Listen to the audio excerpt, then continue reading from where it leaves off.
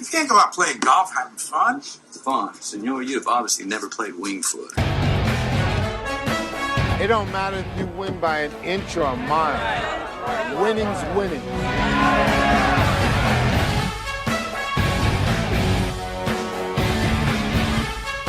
You've got to be kidding me, Vegas. On Monday night. There's my picks for this week. Now, if you want next week's picks, I can give you those by Friday.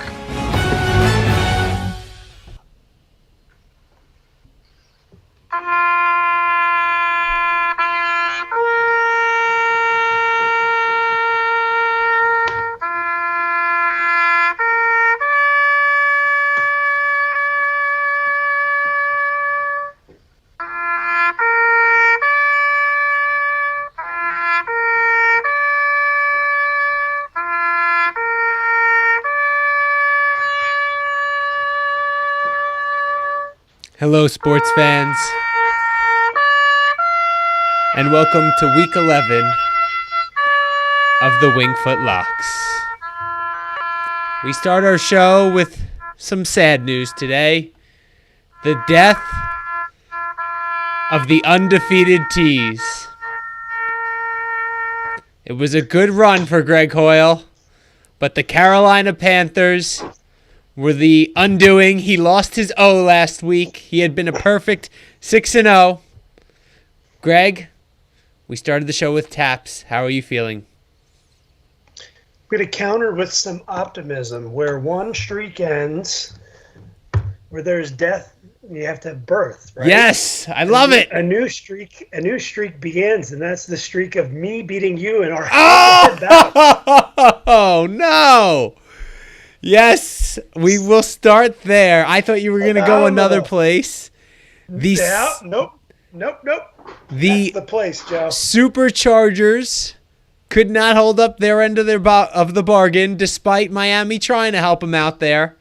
28-21 the final? I believe it was. 29-21. 29-21. In a very Never a doubt. very competitive game down in Miami. Not really. Dolphins pretty much led the whole way. I thought you were going to go a different place. I thought you were going to start with Chris Portente getting back on the horse with the Wingfoot Lock of the Week. Guys picking 70%, better than 70% on the season. And, if we look at the NFL in quarters, right? And so he was 75% in the first half of the season. Now we're in the third quarter, and he's 1-1 in the third quarter of the season. He's got 2 more wins, that means, lined up for us, if statistics have shown us anything, right? Yeah, sorry, Chris. I was all about promoting myself right there. But I told you earlier today, all I have is hearty thank yous for you as well. Chris had some inside info, not really inside info, just a good call yesterday. That he enjoyed during his slumber. Yes. See, sometimes you have to go, you just put it in and then you go to sleep and you look at the box score in the morning. Sometimes that's the best way to consume a game. That's an important question. Can you do that? Because I can't do that. I literally can't fall asleep if I've got action and it's close. Yeah. And that's just not going to happen. I can, but I don't want to, right? Like the reason I do this is because it makes watching the games more enjoyable for me. Mm. So the prognostication and being right, and then seeing the corresponding. Also, I will say that because of live betting and hedging and all of that stuff that goes on, I think that it's kind of like, you have current events happening. So if you have to hedge, you can't do that while you're sleeping. If elements change that you didn't foresee happening, then you have to go and you have to be able to be nimble, and you can't do that if you are in your REM cycle. I love that you just called it current events, because that's literally what I call football is my current events. Of course it is. With that, though, and speaking of unforeseen events, we had a big unforeseen event last week in Drew Brees going down. I don't know if you thought that's where I was going to go, but Drew Brees. I thought you were going to go with one Nicholas Chubb. But talk about the significant sig. Yeah, we'll get to Chubb in a minute here, but who left a lot of bettors flaccid. Yes, indeed. Yes, indeed. We'll get to him in a second, but we're going to start with Drew Brees. Guy has 5 fractured ribs and a punctured lung. And I was all on the side of the 49ers fans who were frustrated, saying that's not a roughing the passer. He seemingly tried to come down. Right. I think it was too. So the question is it the force of a 300-pound man falling on him, or is it that his bones have just become brittle in his AARP phase of football life? Yeah, large man falls down on old guy, and old guy gets hurt. They need the I've fallen and I can't get up. Yeah, life alert. Life alert for Drew Brees. He's that's a good. I'm gonna ask my boy Dragon to tweet that out at Drew Brees and see if he can't get an advertisement for us. There you go. He handles the proxy account. Listen, that being said, Jameis Winston came in and managed to guide the ship to a victory along with Alvin Kamara and the rest of the crew there. 49ers squandered a couple opportunities that they had, including a pick in the red zone, which would have been the backdoor cover I was looking for late. But this week, the Saints, they're going with the change-up here. They're announcing today that Taysom Hill's getting the start at quarterback. And so a guy has thrown, I believe, 10 passes total this season. He's thrown something like 18 or 19 passes in his NFL career. They had to go back. I was watching ESPN earlier to his college highlights in order to find some video of him throwing dimes over at BYU before he went on his mission there. So I got to ask you, Greg, what do you make of Taysom Hill being the quarterback against the Atlanta Falcons this week? I didn't really expect it, but when you think about it, they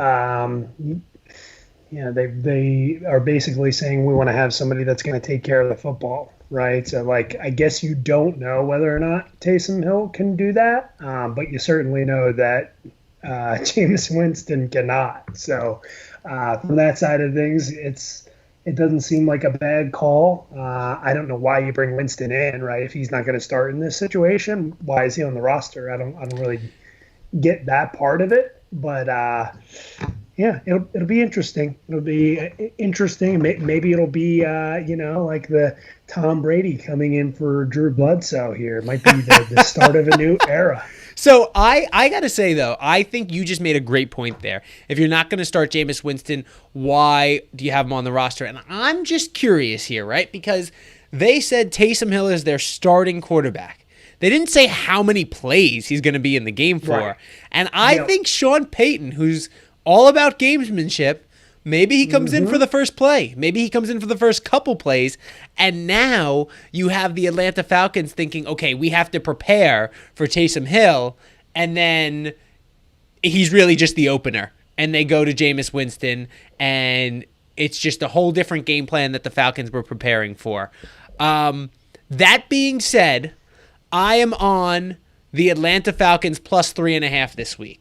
All right, and let me tell you why. Falcons, first of all, little extra rest, right, coming into this one. And I think I believe it was Bill Parcells who said, if you have 2 quarterbacks, you have no quarterbacks. And I don't care what's going on over there.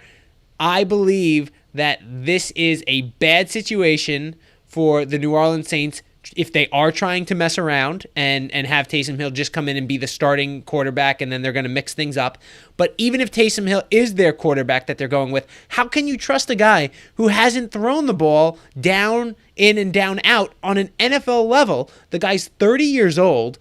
He went to his Mormon mission after his collegiate career, and he's listed, I think, as a tight end and has primarily been a running back. Guy's got, I think, 7 touchdowns receiving, 4 touchdowns rushing, 0 touchdowns throwing in his NFL career. So I think that's going to cause a little bit of a problem. But he doesn't have chemistry with these wide receivers. You can't make every play a gadget play out there. And the Wildcat is something that I think teams learned to adjust to a couple years ago, thanks to the Miami Dolphins. So for that reason, I'm fading New Orleans. Throw in the fact that Atlanta has been playing some really good ball as of late, and they get a little bit of extra rest. I think that this team is hitting its stride right now. I think Raheem Morris has been doing a good job there, seems to have the support of the players, and I think that makes the difference this weekend. I wouldn't be surprised if the Falcons win this one outright. But I'm not going there. I don't think I'll end up sprinkling. When I get 3 in the hook, I'll take 3 in the hook and take a W on that one, because I don't want to splash the pot or be loose with my chips here as we try to stack them towards the end of the season. So I will go with the Atlanta Falcons, take the 3.5 points in the division rival game against the Saints with extra rest. What do you think, Greg? See, I'm wondering now that we're actually like sitting here trying to process this.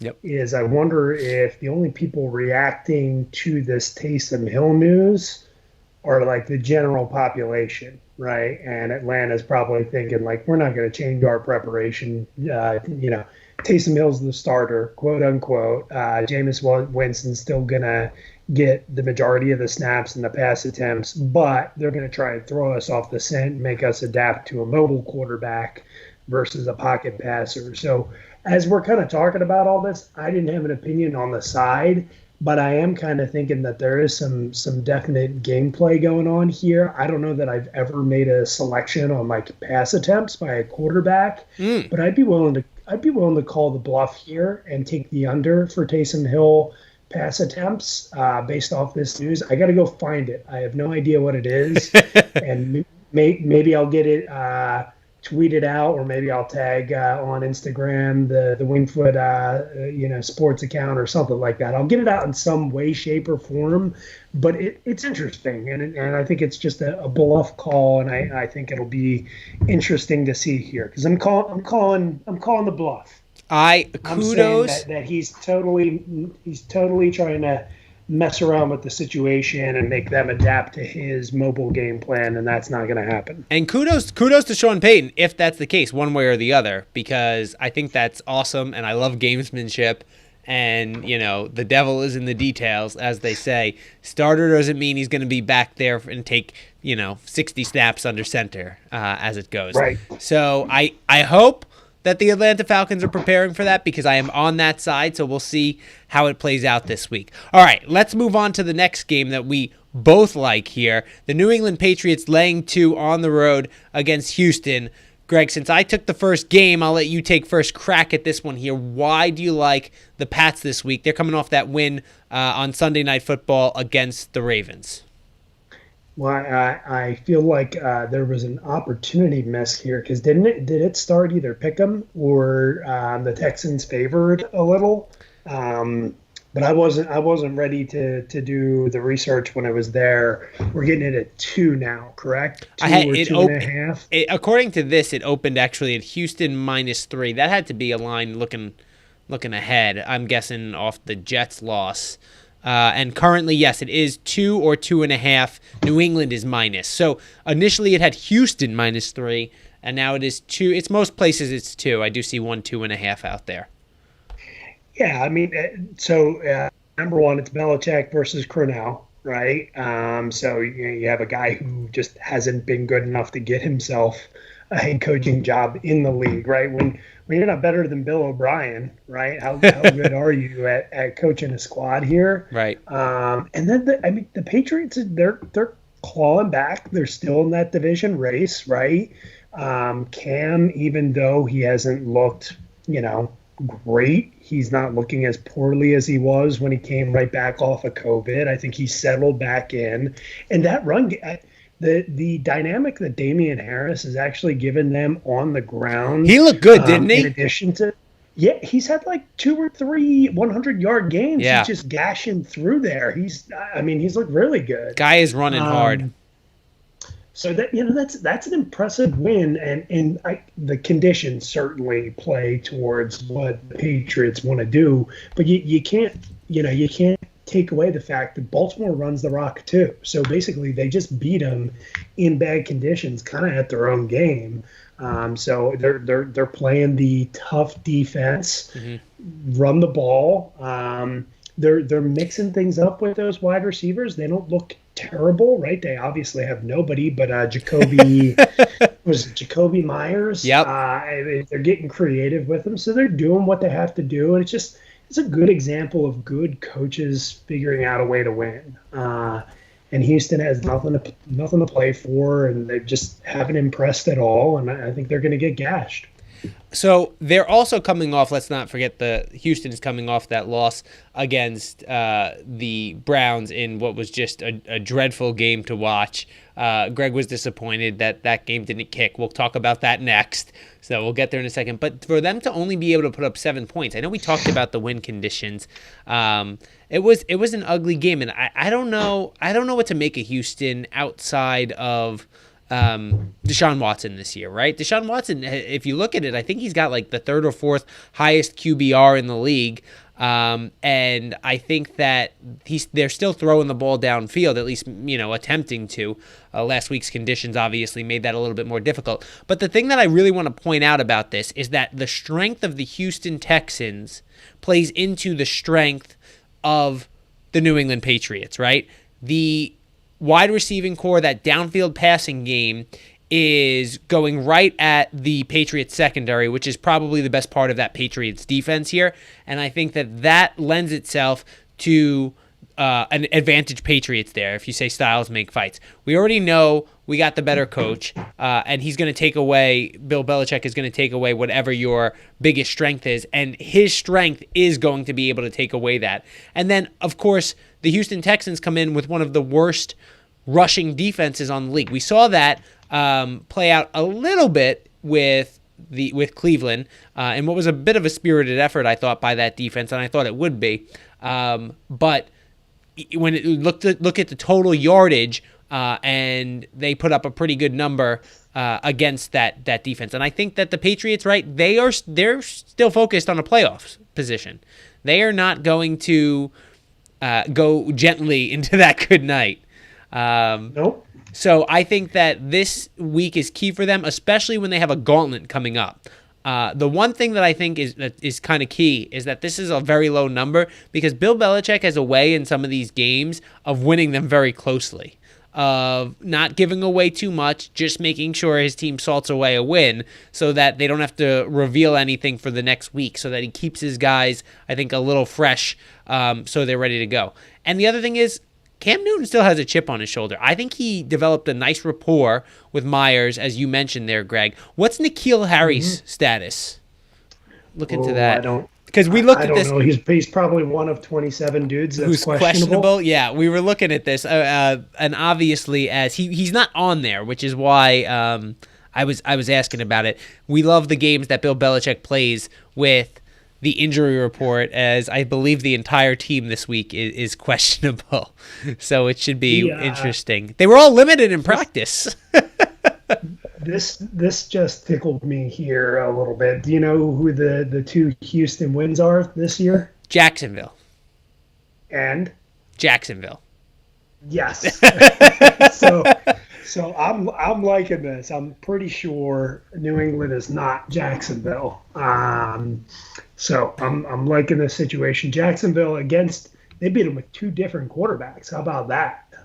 That's a sign of a good team there. They could beat them. Oh my goodness! Oh, you mean quarterback? Yes, and the backup quarterback. Yes, and yeah. So we're just being very facetious. We're really down. Like I've seen this. I don't think it was -3, but I think that's pretty laughable that Houston was a favorite to start here. And quite frankly, I think that's a big miss by me to not have jumped all over that and ran several teases through New England, because that's when a bad number like that comes out. I got to keep my eyes earlier in the week peeled for something like that and pounce on it, because that's ridiculous. Well, let's be honest here. You have been critical of the early picks, right? You like to have as much information as possible, whereas sometimes that initial number and being first to act, hey, you get the best of the number sometimes if you're on the right side of it. So interesting to look at. The information that you need now has turned into, our dude's going to run into the end zone with, 50 seconds left on the clock and only a 3-point lead, or are they not? Yes, that's ridiculous. Tough decision. I just want to read this before we get to that. N'Keal Harry, a surprise addition to the injury report, one of 15 Patriots listed as questionable on their injury report. But here's the best part about it, right? So he's been dealing with concussions. He was put on the injury report with a shoulder injury. So that is his questionable injury that he's dealing with this week. I think he's going to play. And if he does play, I think that's one other weapon that Cam Newton has over there, and maybe the only legitimate weapon he had in the receiving corps prior to him developing a little bit of a rapport and Meyer starting to break out a little bit here. So I like that Cam Newton all of a sudden might have two weapons out there, and then that obviously the threat of that running game, which has been awesome as of late for them. I could care less if he plays. I could not care less. Could not care less. I could not care less. I could care if their entire offensive line, who is also listed on the injury report, if any of those guys are playing. Yeah. So that's important. So we will see. Again, Bill Belichick, as we talked about Sean Payton and his gamesmanship, perhaps. Bill Belichick using his gamesmanship this week. Let's move on to the next game, and this is one that left a what do they say? It's a stick in your craw. Is that the correct term that I'm looking for there? I don't know if I'm familiar with the term that you're trying to get to. Well, it left Greg unhappy. Let's just say that he went from midnight to 6 o'clock as Nick Chubb started to break it down the sideline. What would have been a touchdown to cover, up 3. He decides to step out at the 2-yard line and seal the victory for his team. I don't fault him for that decision. I wish that his momentum would have carried him into the end zone, much the way it did a couple weeks ago for Todd Gurley. And instead of getting a win, Greg ends up with a push last week with Cleveland. And now the Cleveland Browns are taking on your Philadelphia Eagles, who are coming off their loss to the Giants, and nobody wants to win the NFC East. So that's the cool part there. This week, the Eagles... Oh, who's the favorite in that one? I know it's -2. I didn't write who the favorite was next to it for me. I got it at 3. And it's the Browns. Yeah, Cleveland -2. I see it at 2 pretty much across. Oh, no, there's some... Yeah, 2.5 and 3. Primarily here. So you like something in this game, but you're not picking a side here. Tell me what you like and why. Yeah, I'm gonna go with the under 47.5, and it's actually gonna be the first leg of our tease at 54.5. Phillies just had no rhythm whatsoever on offense and has not been putting the ball in the end zone with any sort of consistency. They're going for 2 when they don't need 2, and they only need 1. So when they do go in the end zone, a lot of the time they're only scoring 6 points. So that's always beneficial towards a nice under. Cleveland. So I think this is also going to be one of the things that, I don't think Philly just got bad against the run. And that's the strength for Cleveland. So I do think they'll be able to get the ball to the backs out in the flat. But I think it's going to be, Cleveland moving the ball down the field, but they're not going to get massive chunks. Right. And I was also looking into, I think we've got another, I think, it's a weekend in Cleveland. And it seems like every single one of these darn things has been pretty bad weather. Sorry. No. I just want to clarify something here, though. So preparation. You're talking about 100% chance of rain, and I don't have the wind.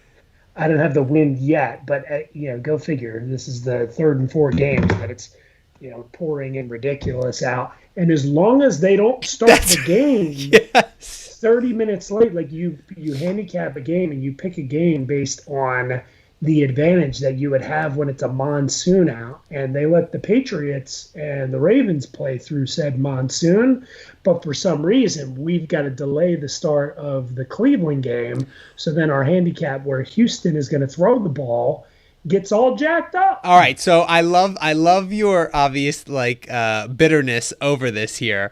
However, you did see the lightning strikes, didn't you, that were going on around the stadium? You saw the lightning strikes that were going from the sky directly to the ground, and looked like they were ready to kill somebody. I'm bitter, but it was only a push. But still, it should have been a W. Yeah. And I should have. And I'm mad at myself because I should have played the under, because you instructed me to play the under during our podcast, and I was like, "Well, no, I'm not taking that, but I'm taking the 3." Yeah. I mean, listen, I didn't know why it didn't sound right to me that you didn't like you were concerned about the running game being too good for Cleveland against that Houston defense. That was the main point then. But I'm curious this week. So why do you think that this game will? Obviously, you talked about the deficiencies of Philly's offense, and I actually before we get there, I want to ask, what do you make of Carson Wentz right now, man? As an Eagles fan, as an observer, how's your confidence level on Carson Wentz as a quarterback? Are you still putting trust and faith in him? I don't even know what to say here. So I want to blame multiple factors here, including the quarterback. I just think the coaching's been uninspired as well. So I'm pretty down on the whole situation, and I laugh at the fact that people actually took Philly in their Survivor League last week, because I'm the biggest fan, right? And I have no confidence. Right. So from that side of things, did I sprinkle them to money line win once or twice? Yeah. But mine's out of fandom and a little discretionary income that I'm just giving to people.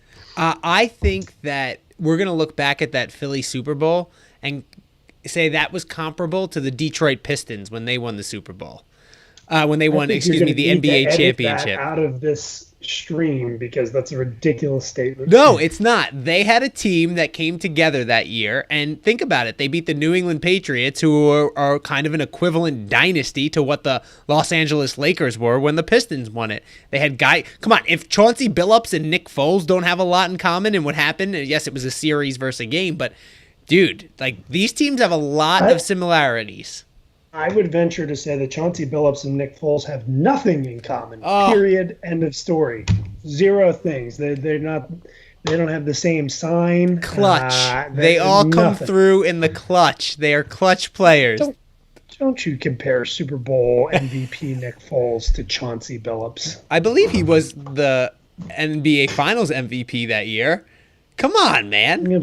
It was a team win. Yes, exactly. Team win. And that's the way we're going to look back on it. I don't like this topic. Let's move on. All right. To the next game we go. Under Eagles 47.5 front end of the tees. There we go. We'll get to the back end of the tees in a 7-pointer. 7-point tees. Yes. We'll get to the back end of the tees in a second. Now I want to go to the Tennessee Titans. This is I'm like playing double dutch with the Titans this year. I'm out, I'm in, I'm out. I am back on the Titans this week as they are taking on the Baltimore Ravens. Greg, I know you're with me on this one. I'll go first here. So Tennessee is coming off extra rest, so let's start right there. That's an advantage. Baltimore, their offense has looked atrocious. And I think if we think back to last season, the number one thing that helped, the number one team that seemed to figure out the Baltimore Ravens was the Tennessee Titans, Mike Vrabel, and you have a lot of that same defense back as they're playing them this week. Also, when you look at the last loss that they had, Tennessee, they probably couldn't have looked worse in the sense, but when you look back at it, it was a punting game, a kicking game that cost them basically 2 touchdowns in that one. It was, I think, a 17-yard punt and then a blocked punt that was returned for a touchdown. And the crazy thing about that is the Titans had worked out 2 kickers that week. And at the last minute, the other kicker, I don't know his name, the other kicker was supposed to get the start, and they decided to switch it. Bad kicker A. Yes. And bad kicker B. So instead they go with bad kicker B, which proved to be, I mean, it had to be the worst of 2 options because I feel like you could have put anybody back there just taking a sack. They go for it every 4th down, which I wouldn't be shocked if they do this week knowing Mike Vrabel and his coaching style being as aggressive as he is, I wouldn't be surprised if they go for it on just about every fourth down. They were already going for a lot of fourth downs this season, Tennessee, being hyper aggressive. They can't kick field goals either. Right. And then the other thing that you look at Tennessee this week is the fact that they are an underdog, right? They have been a favorite in so many of these games. You're catching 6 points with them here. I love them in this spot, even if they don't win. We looked at this beforehand, Greg. Baltimore and Tennessee both have big games coming up next week in terms of look-ahead spots. You've got Pittsburgh for Baltimore and a rematch with the Colts for Tennessee. When it all shakes out here, I think that when you look at the Baltimore offense against the Tennessee defense, they both have their flaws and their weak spots. I think the best part of the Baltimore team has been their defense, and I think that's going up against the strength of the Tennessee team in their offense this week. The other thing is that the offense for Baltimore hasn't been the same since their offensive lineman went out. And I think that was a huge difference. I don't think they have found somebody who's comfortable at that spot. Lamar Jackson just doesn't look like he knows where he's going. He looks like he's indecisive, whether he's running the ball or throwing the ball. And I think that has been a big part of their offense struggling. And I think that's going to continue this week against Tennessee. Why do you like the Titans? Blockheads do tend to be indecisive, Joe. Oh, wow. Yeah. No, I mean, anyone who's watching football this year is watching Lamar Jackson struggle, and he needs to add another element to his game. And just like you mentioned here, catching points, right, versus needing them to outright win. My one primary question is, because I do need this to be validated, have they rectified these punting woes? Like, what is happening there? Because you brought all that up. We talked about it, and then I was like, wait, did we verify if they actually brought in an actual punter? Because if they can't punt, and we've seen them struggle to kick field goals, they're going to have a massive disadvantage in the special teams. So I do want to, ask the people out there and ask you in particular, do we know if they've rectified this punting situation? So I believe they're going with the other punter, but I will check that out. Punter A. Punter A. Bad kicker A in this one. Known for his 18-yard punts instead of 17-yard punts. Oh, brother. So that's the only thing that gives me pause. But again, you're catching 6 points. If you can find it anywhere at 7, obviously that would be great. But I do like the points, and I do like what you're mentioning there. And I think Tennessee was one of the first people on to how to kind of stymie that Baltimore offense. And I think they've still got the strong coaching. I don't think they're as bad as they showed up on that Thursday night game. I think you're right that it was just kind of an avalanche there after those punts, that they were just kind of at too big of an obstacle to overcome. All right, so I'm going to read this, and I will credit it to Titans Wire here, okay? Titans Wire, and this is from yesterday. So the Tennessee Titans are promoting Trevor Daniel to the team's 53-man roster and adding Ryan Allen to the practice squad. Yes, you read that correctly. Daniel got the nod. That's bad kicker B.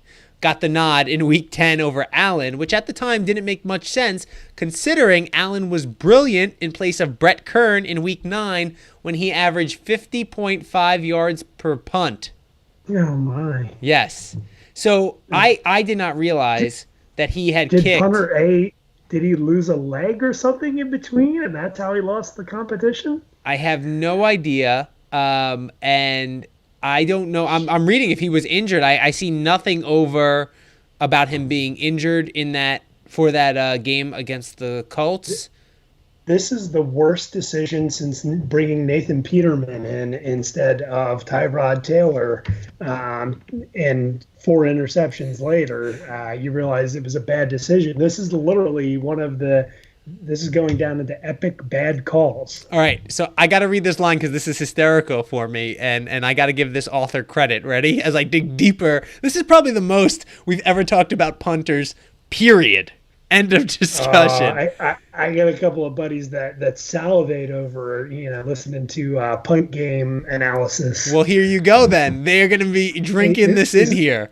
Yeah, this is gonna be great Sunday morning cup of coffee listening here. All right, hunker down. So, when asked about why he wanted to start Daniel over Allen last week, Mike Vrabel pointed out the former's success in practice as being the reason.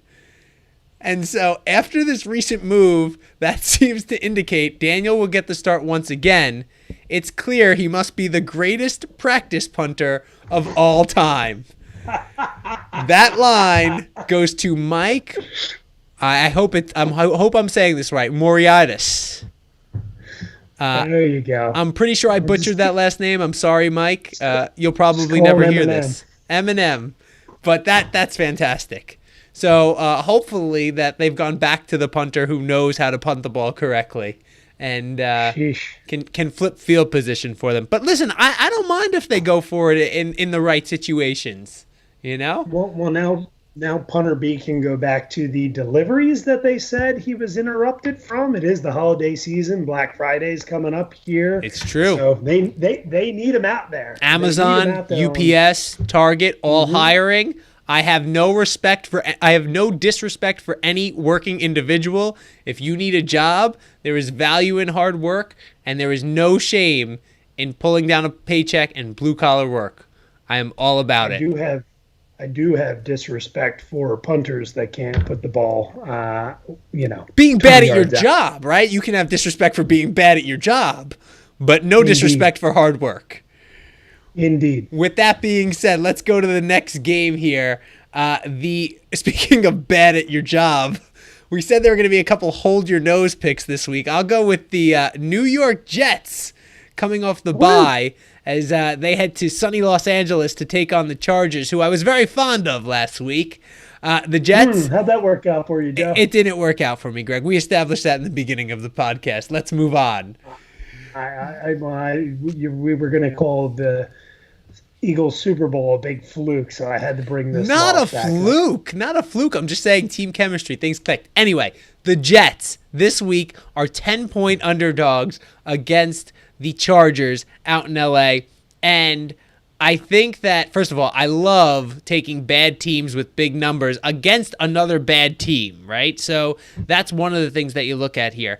The Chargers right now had to go, obviously, through that West Coast, East Coast, back to the West Coast travel, which I think that's always plays to the advantage of a team, especially when you're coming off extra rest with the Jets, which the Jets are this week, coming off their bye week.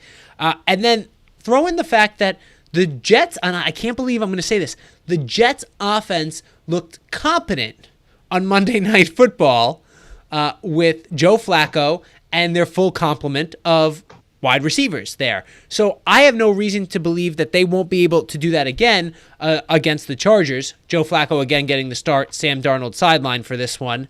And then this might be the only situation in NFL history where I can't clearly say that either of these coaches are the worst of the two coaches in the game. Anthony Lynn and Adam Gase really toward the bottom of the league, if not the bottom coaches in the league when it comes to this. So I think 31-32. Yeah, I think that these teams are both extremely bad, and I don't doubt that I would not be surprised if the Jets get one win this season. There was a computer simulation that ran all these algorithms and things. They think that the Jets will get one win, and for some reason it's going to come against the Patriots, which is just shocking to me. If they're going to get one win, this might be the win that they get, right? So I remember last year I think it was the Jets against Cleveland in a similar spot. Cleveland was the winless team, and roles were reversed, and Cleveland managed to get their one win of the season. I wouldn't be surprised if the Jets shock. I don't know who they're shocking because I don't think anybody's really big. The four Los Angeles Chargers fans who are rooting for the team this year out there and would have attended a game if they had been allowed to. That's got to be the biggest win of the season. That's got to be the biggest sleeper win of the season is having no fans be allowed to attend games for the Chargers, because there's no way they were ever going to fill that stadium over there, and it would have been really depressing. Level the playing field for them.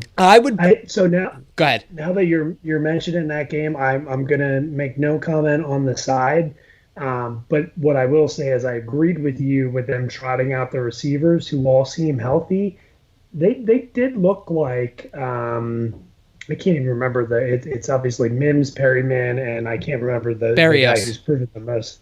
Well, no, not Barrios. The guy that catches all the damn balls.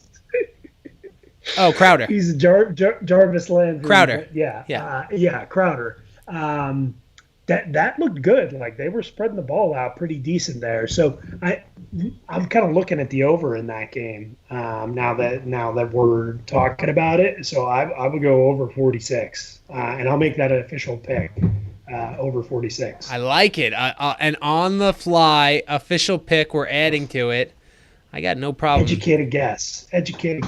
Yeah, I like it. I like that better than on the fly. All right. Sometimes when you talk it out, right, things come to you here. So over 46 on the Jets and Chargers, and I will take the points with the Jets. Look, if Justin Herbert comes out and throws the ball all over the field, and Bosa gets to Joe Flacco and breaks his clavicle, I'm not going to be shocked by any of this. I don't know who the Jets' backup quarterback is right now, so that's something that I might want to look into. Maybe it's their backup tight end, Chris Herndon. Anyway, I'm referencing Taysom Hill there and how they're having a tight end start at quarterback. So I will go with the Jets. I will hold my nose, and I will take the 10 points this week against the Chargers. And that's longer than we needed to talk about the Jets. We've talked about the Jets and punters for far too long. Too long on this week. Wanted you pivot right to our other hold your nose game? That's exactly where I was going. So why don't you take it, Greg? We go from the Jets to the Jacksonville Jaguars. Yep. So where we went with and acknowledged that Tennessee and the Ravens both had the look-ahead situation, we think Pittsburgh has the look-ahead situation here against Jacksonville. And I'm going to make that the second half here, tacking that on to 17.5 here. Jackson's played some pretty competitive games, granted against Houston, but against Green Bay. Their special teams look better, their offense looked better, and Joe and I couldn't figure out if their defense has gotten better or if teams are just taking them lightly and kind of coasting through the games. I'll take that. I don't need their defense to be any better. I just need the other offenses to let up here because I'm grabbing 17.5. So I think that's too many. Pittsburgh did certainly blow out the Bengals, but the rest of their games this year have been relatively close. And I think with them coming in as the only undefeated left, other teams are going to get up against Pittsburgh here and start trying to knock them off. And I'm not going to be crazy here and say that Jacksonville is going to knock them off. But, very few people thought that Jacksonville was going to keep last week's game as tight as it was against Green Bay. So give me 17.5. You got to play it all the way up there. That's a key number. And I like it there. And Pittsburgh will definitely be trying to just take the air out of the ball and start getting ready for the Ravens game the next week, looking ahead to that Thanksgiving primetime matchup there. So I love the situation. I'm gonna take it at 10.5, and I'm gonna put it as that second part of the tease. Now, we talked about this a little bit before the podcast here, but Mike Tomlin obviously came out this week and said, paid the Jaguars some respect here. He said that this isn't a Big Ten team versus a MAC team, and I was insulted for the MAC. Don't worry. I love some action. But this is the NFL. These are all professionals, and any given Sunday, blah, blah, blah, we got to be ready to go out and play them. So I'm very curious, though.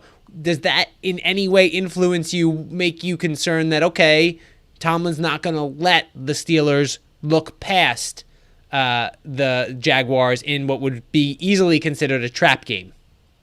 Yes, and I'm glad you brought this up because it was what I wanted to highlight here.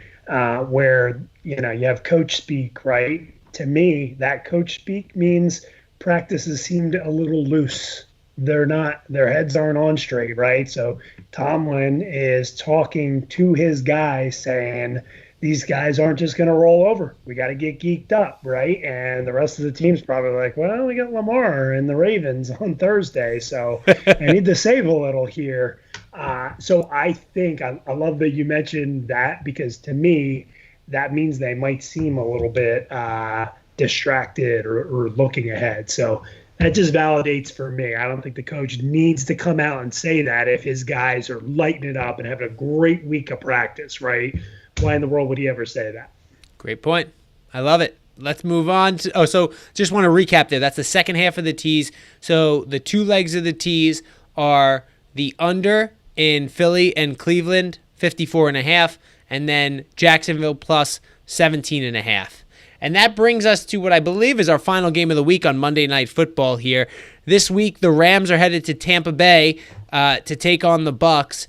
Tampa Bay laying 4 points in this one, coming off that big win against Carolina, while the Rams are coming off a big win of their own against Seattle. So I am on the Rams this week. I think that, first of all, the bounce back spot was something that concerned me a little bit with Tom Brady having that terrible loss on national TV. I thought that he was going to get the Tampa Bay Bucs kind of geeked up for that game against Carolina. He was going to make sure all the T's were crossed and the I's were dotted.